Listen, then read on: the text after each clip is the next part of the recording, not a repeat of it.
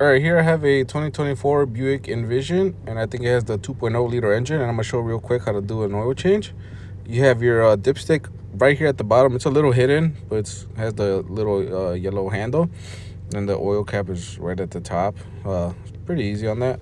And then at the bottom, it's gonna have a splash shield, and that splash shield, there is gonna be a cover, which has I believe 8mm bolts or 7.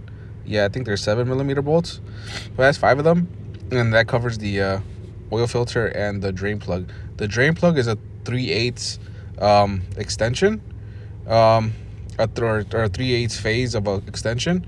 So it's not normal, it's not like a normal bolt. It's just a piece of plastic. And you put your 3/8 extension on there, and then just be careful, because when you take it out, that stream of oil is gonna come fast. So just a warning there.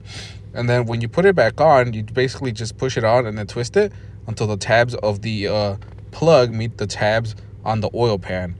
Okay. And then when you put on your cover, there is a couple tabs too that you're gonna want to make sure that they go onto the splash shield. Now, when you look for an oil filter, this is the AC Delco one, PF66.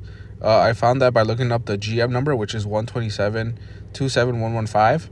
It does take 5.3 quarts of 0W20 full synthetic Dexos. You want to make sure it's Gen 3, which all newer bottles are.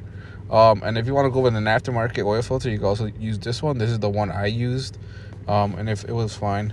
And then when you fill it up and run your car, you want to make sure that your the oil on the dipstick is between those two lines with the hash marks. And then to reset your oil life, you're going to come here where the radio is. You're going to want to press on this home button up here, and it should take you here. And then here, click vehicle status, click maintenance, click oil life, click reset, and then click reset again. That's about it. So if you have any questions, just let me know and I'll try to help you out.